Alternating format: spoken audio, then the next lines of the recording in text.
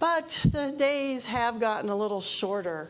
So can you imagine how it would have felt way back to be experiencing longer nights and the days getting shorter and shorter and shorter, and not knowing whether the sun was going to return, whether the days were going to get longer again, whether there was going to be new growth or plants. If you didn't know that that was going to happen, can you imagine then why it is that people had celebrations at this time of year to draw the sun back, to try and entice it and let it know that it was appreciated so that it would come back? The winter solstice time frame is celebrated in so many different cultures. And I think it's probably been celebrated since the beginning of time just for that reason. In fact, it was such an important celebration that Jesus' birthday got moved to this time of year to be celebrated as an idea that this was bringing more light into the world, that Jesus' message was a greater light, just like the sun returning brought more light into the world. And so metaphysically, at this time of year, we take this opportunity during this time when the days get shorter, the nights get longer, to consider how the darkness serves us, first of all, and second of all, to celebrate that rebirth of light. And the light, not just out there, but that light which is within us. Because we know why the sun appears to move away or go away and then come back, because we know why it's getting darker and colder, we can rest assured that spring is going to come. The sun is going to return. And we can sit in that assurance then and take the time to do that inner work that one really can only do in the quiet and in the peace of darkness. That work that is done in our inner being. During meditation, we close our eyes to block out distractions. We purposely move into darkness because in that space we can find our inner peace and we can find that source of love that is always present within us. And then we can do, as Reverend Christian Sorensen said in the November Science of Mind magazine, it then makes sense to bring the benefits of your meditation practice to the service of others. Now, the way he said that was like an aha for me. I always thought the only reason people benefited from my meditation is because I was in a better mood. And they didn't have to deal with how I am if I'm not meditating. My son would always say, "Mom, have you meditated? Why don't you go?" But that sentence, when he said, it then makes sense to bring the benefits of your meditation practices to the service of others, really spoke to me. It made me realize that there has to be something more than just me being in a good mood that comes out of taking that time and space in the silence, in the darkness, so to speak, in that introspection. This month, our focus is love as light reborn within us. And so prior to a birth, we know that there is a gestational period. There's time when there's stuff going on in the darkness, and there's lots happening inside on a level that can't be seen. So I encourage all of us to take time during this time of year as the nights are getting longer, and between now and solstice and even beyond, because it stays dark for a while after solstice, consider what inner work you can do. Consider how you can make use of this time to go within and find that inner peace. Recently, I had a friend who told me that she didn't know what her purpose in life was anymore. She's experienced several life changes. Things had shifted for her, and she was like, I don't know what my purpose is right now. And I believe that most of us want to feel like we have a purpose for being. Over the years, I've had all kinds of fantasies about having a purpose as great as Florence Nightingale was my first heroine when I was very young, and then Mother Teresa, and even Martin Luther King. And more recently, I've looked to those leaders in our movement and wanted to impact the world the way they have. People like Reverend Michael Beckwith or Reverend Petra Weldress. And then I have to remind myself that my purpose isn't to become well known, and my purpose isn't to be famous. What I have come to believe and understand about myself through, I believe it was Foundations class many, many years ago, is that my purpose is to give God a good time through me as me. That's my purpose. And so as we're considering this concept of love being reborn in us as light, how can I give God, that I use synonymous with the words love and light, how can I give love or light a greater experience, more joy through me, a good time through me? Well, I started to think about the fact that I believe that as God, as love, is fully expressed through me, it's having a good time. As the light is being fully expressed through me, that's how I give God a good time. And so at that point, then I realized that the light itself, shining that light, is my purpose. So think about the sun. As I thought about light and the return of the sun, I realized that we never expect the sun to do anything else but shine. Right? What else do we expect from it? We never expect it to do anything. We experience it as apparently having gone away. But the fact is, this earth that we're riding on has tilted away. The sun is still where it's been. Now, I'm sure there could be some scientific shifts. Who knows? We don't know in the larger scheme if the sun and all of us are moving. But in relation to us on the earth, the sun isn't who's moved. We on the earth have moved. And we tilt away, and eventually we tilt back, and we experience it as the sun has returned. And so as I thought about that, I thought about how it is that the sun just does what it does. It stays where it is. And as we tilt back toward it, spring happens. All of creation begins to flourish. And so I thought about how that works in us. If my purpose is to shine that light, then I can just tilt toward it, like the reading that Teresa gave us, and keep myself present in it and just allow that light to move through me. It reminded me of a teaching that's attributed to Jesus: "Seek ye first the kingdom of God and his righteousness, and all things will be provided for you." So again, if we substitute those words that are synonymous in my mind with God, seek ye first the kingdom of love. Seek ye first the kingdom of light, and all else will fall into place. I thought about the sun again. If we seek first that kingdom of love, that kingdom of light, then everything else in the situation can fall into place.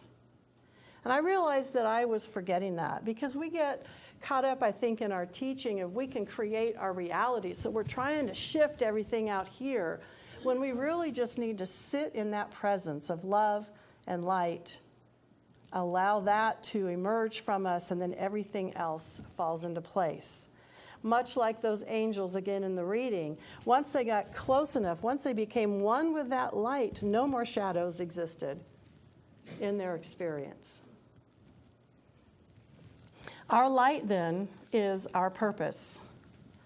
So what else can we do, then, during this time of darkness, whether it's a darkness out there or whether it's an internal darkness that we're experiencing? What else can we do to help ourselves prepare for that rebirth of light? So let's consider again that gestational period prior to a birth. Or think about a field. At this time, the fields are left barren, and it appears like nothing is happening. But in both situations, there's a lot that's going on that we can't see. During a gestational period, we don't see all that's happening in there with growth, hidden growth, the nutrients and the cells and everything that are multiplying and pulling together to create another being. And on the outside, the mom needs to rest, usually quite a bit, because so much is going on the inside. And when it comes to the fields, we say that the fields are resting during the winter. We refer to that as a resting period. They need time to rest in order to rebuild their nutrients with all that decays under the soil, all that's going on under the soil, in order to support that new life that comes up in preparation for the spring. So I think it's important that we take this time and look to nature in those examples and allow that to take place within us on a spiritual level. Now is the time to allow ourselves to, first of all, release. Last month, Reverend Bonnie Allen Rice talked about the last leaf to be released from the tree. We're releasing and allowing things to fall away. And so if we think about ourselves as the light, sometimes what keeps that light from shining is stuff that we've collected that blocks that light. So we need to just release it and let it fall to the ground. And then we need to restore ourselves. We can restore ourselves through reading, taking time. It's the perfect time of year to sit inside or next to the fire and read. Now, we've been given warm weather, so we can even sit out on our porches and read at this point. But to refill ourselves, restore ourselves with things that we can do through reading, through prayer, through more contemplation about what's going on within us and around us. And we can take the time to rest and refresh. We might refresh by releasing worries. Just let those worries go. We might refresh by sleeping more and even possibly recording our dreams and seeing if there's something through the dream world that is speaking to us. We also can think about refreshing like the earth at this time when there's snow on the ground or rain. The soil is absorbing all that moisture and refreshing itself. The water levels are filling themselves back up. So think of your mind as soaking in new and positive and nutritive ideas that can support you in a healthy way as you prepare to shine your light. Whatever it is that will help you to be able to shine brighter. Because again, your light is your purpose. And that also reminded me of another parable and message that we got from the teaching of Jesus. And I went to this book again that I shared last month, Learn to Live, a New Thought Interpretation of the Parables. The parable is, ye are the light of the world. A city that is set on a hill cannot be hid. Neither do we light a candle and put it under a bushel, but instead we put it in a candlestick, and it gives its light to all that are in the house. And that's from Matthew. And the author interprets that by saying in metaphysics has always seen the outside, external world as a projection of our states of mind. The awareness or light of the human mind determines what it sees and experiences on the physical world. So again, as we consider preparing to shine our light, consider what it is that we're creating as that space of light in our mind, because that's going to determine what we see out in the world and how much we see. It also reminded me that a few weeks ago, I bought a new lamp for my living room because we have fans in the living room, but they have those lights on them. And one night we were sitting there and the lights just went, and there was smoke and sparks, and I thought, oh boy. So I was afraid to replace those light bulbs. So I just left them. They're kind of high. And I went and bought a floor lamp because we wanted more light in the living room. And then I had a friend come over who helped me to deal with I had several bulbs that blew sort of all at the same time. And so he was helping me replace them and told me that it was okay to replace those specific bulbs as well. And we went and bought those bright daylight light bulbs. And not only did I put those in the fan lights, but I put one into the new floor light. And the room just lit up. It was so wonderful because Brenda and I like a lot of light in our space.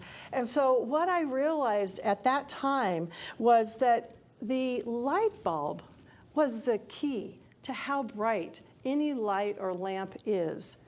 It has nothing to do with the shade or the fixture, in the sense that whatever fancy stuff we want to get for the outside isn't where the light comes from. The light actually came from the least attractive part of the entire thing, which is the light bulb.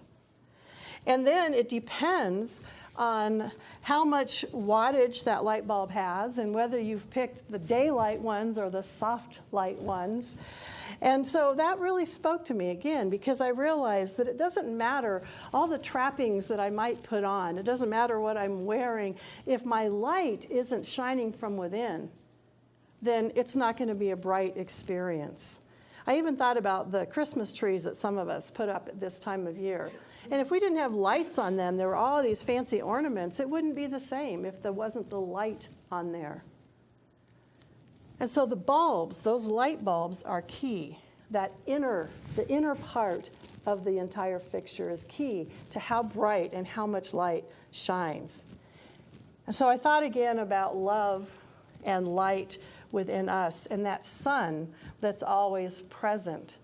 And I thought again how even if we turn completely away from the sun in the nighttime, that sun is still shining somewhere else. And even if we turn the lamp off, that potential for light is still always there, just waiting to be resparked and rekindled and turned back on. And so likewise, that light that we are one with is within us, always, always, always ready to shine, be turned back on, to be allowed to glow as much as it possibly can. Ernest Holmes, our founder, says in the Science of Mind text, "Thought which is built upon a realization of the divine presence has the power to neutralize negative thought, to erase it, just as light has the power to overcome darkness, not by combating darkness, but by being exactly what it is, light. And the light shineth in the darkness, and the darkness comprehended it not." And so I liked that idea again of just being. All we have to do is be what we naturally are, a beacon of light. Just allow that to come forward through us. So how can we be more of that light and love that we naturally are? I've been mentioning Jesus' name a lot, but I know you've heard it said, what would Jesus do? And I think we can say, for our purposes, what would love do? What would light do? How can love express more fully through me as light? And as we move into the holidays, I think I bring this up every year because I think it is something at least I always need to be reminded of. So I imagine others of you need to be reminded that those kinds of questions are really important to ask ourselves at this time of year. Before we go into a store that's packed full of people, before we arrive home, before we drive anywhere, before we go visiting other people, whether they're family and friends, we can ask ourselves, what would love do? How can I bring more of that love expressing through me as light into all these situations? And I've shared with some of you that a practitioner told me once that even going to the doctor, you can say to yourself, how can I bring my light into this situation? My practitioner told me that my doctor needed my light more than I needed her services. And that helped me move out of fear in regard to what I was being told I was dealing with into a space of saying, whatever is going on inside me, I can still bring light into the situation and be the light in these people's lives that I'm now interfacing with. So since our light is our purpose, this month I would encourage you to share with each other how it is that asking yourself those questions before you go into situations actually impacts those situations. I would love to hear your stories, and I'm sure you could share them with each other, and it would be something that could enlighten everyone. So think about, how is it I can be more light in this situation, and then share with each other how thinking that ahead of time actually impacted the situation. So in regard to how love can express more fully through me as light, I also asked the question, well, what wattage am I? If I'm a light bulb, what wattage am I emitting light at? Is it a lower one or is it a higher one? And how might I increase that level of wattage? Well, we've already heard that in the story about the angel that was feeling all of this negativity, just shifting and facing toward the light helps. And then the closer we get, the more we allow it to be a part of our wholeness, the less we experience those shadows. But I also think, in addition to that, that our light increases as we practice that restoring and refreshing at this time of year. In other words, as we practice self-care. And in the October Science of Mind magazine, there's an article where the person is speaking to how to cultivate self-love when you're in pain. But these 5 steps I felt were helpful whether you're in pain or not. At this time of year and any time for self-care, these are important points. Stop comparing yourself to others. Don't let the lives of others interfere with your love for yourself. I liked that sentence. Focus on your achievements, whether they're big or small. Instead of focusing on what you can't do, you're focusing on what you can do and what you have done. Look past the mirror to your true self. And I saw that as looking past the lampshade to the true light bulb of light that's within you. View yourself from another perspective. When doubt and worry creep in, it might be difficult to remember that there are so many other ways of seeing one single situation. Take a step back, and looking at yourself with fresh eyes, it will help you to realize that you are deserving of some of that same love and kindness that might be easier to give to others than it is to give to yourself. And the 5th thing was make a list of all your awesome traits. Not feeling great about yourself? Don't worry, he says. Redirect your negative thoughts to a more positive direction. Stop whatever you're doing. Grab a piece of paper and a pencil, and then he puts in parentheses, or your smartphone, and make a list of all your positive traits. We're not always encouraged to do that. But again, the more that our inner wattage is increased, the better we're going to be able to shine outwardly. He concludes with self-love sounds like the kind of thing that would happen naturally, but it actually takes a great deal of courage and strength to choose to love yourself in a world that doesn't always encourage personal acceptance. But no matter what you've been through, and because of what you've been through, you deserve every ounce of love you can give yourself. So as we think about increasing our inner wattage, our ability to shine, think about how it is you can bring more self-love to yourself during that time of restoration and refreshing. And then I looked at this idea of self-love and expanded it from the personal to our spiritual community. I often think of myself, because we are all one, but I'm thinking in terms of this community, not just me personally, most of the time that I'm processing and contemplating things. And so I realized that just like in my personal life, I had been having these grandiose fantasies for this center. I had been picturing us finding a purpose that would set us apart in some way, that would draw positive attention to us. I was picturing us finding a way to basically become famous, if you will. And I was looking, I think, at how to create a fancy lampshade to put around the light that's in the center. And I had somebody last week, I think it was, who very gently and very lovingly reminded me that in this community, already the self-care that we give ourselves and the services that we provide, the light that we already shine in the form of our Sunday services and the meal that we serve to people afterward, that is our light. We already have a great purpose and a huge service that we offer people. And I was so grateful to her for sharing that with me and reminding me of that. Because I think that we can then invite people to share that light with us by not necessarily always going out, but by inviting people in. Invite them to come and share the light of the service or the light of the meal. Invite them to come in and see what it is that we have in here and how brightly we are already shining. We can do that at any time of the year, but I want to just give you a heads up that in January, it's traditional that the centers across the country and around the world take the first 4 weeks, so the 4 Sundays in January, to visit the first 4 chapters of the Science of Mind text and look at what the basics of what we believe are and how we believe this all works in our life. So January is a perfect time to bring someone who might be asking you, what is that place about? What do you teach there? Because we will be addressing that during those first 4 weeks.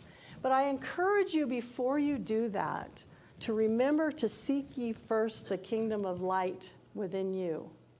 If you seek that, if you seek the love within you first, then all else will fall into place. You'll know who to ask and how to do it. You'll know who to invite and when to invite them. It won't be a sort of hitting people over the head with what we have, but it will come from that place of love and light. And so that doesn't mean that we are never going to take what we have within these walls out beyond here and share this light with others or be of service to others beyond here. But I want us to recognize first how much light's already here, that this is the light bulb of this community, all of us together. And we increase our wattage and we shine that light out and everything else will just fall into place. It'll be like the moths drawn to the light. You know, they'll come to us. So I wanted to share one more thing out of the November Science of Mind magazine because I love Jesse Jennings, as you know. And in here somebody asked him, if everyone creates their own reality, why step in when others are hurting? And I thought that was an interesting question, and so did he, by the way he responded. But I thought it was also kind of like saying, well, why should we take our light and shine it in the world when they have their own light that they can shine? We all have our own light. Yeah, so the question is, and we often say this. We often say, well, everybody creates their own reality. We have the ability to create our reality and bring about what we want to see. So what ends up happening sometimes is we get that, oh, well, what did they do to create that in their life? Yeah, we don't want to go into that judgment. So Jesse started off by saying, well, I'm just paraphrasing, I'm sure that you didn't mean that you never want to help anybody. I'm assuming you just want a philosophical answer to this question. And then he points out that we might take the time in our own lives to look at, wow, there's a pattern here that's showing up. What am I doing that's creating this pattern? I'd like to change it. So how can I change it? So we might analyze what's going on for that reason. And someone might ask us to help them figure out what's going on, so we could take that time as well. But he says we only spend 1/7 of our time analyzing the why this and that happened in our life, in the world, or to somebody else, why the hurricanes, why the fires, why. We don't spend all of our time focused on that. Instead, he says, the remaining 6/7 should find us at work attending to lifting the fallen with no impulse to pause for psychologically analyzing what was going on with them when they fell. We should be healing the sick by any means possible without drifting intrusively into what life lesson from being ill was theirs to learn, or ours for that matter. Aren't we meant to take our mind over matter healing awareness into the material world?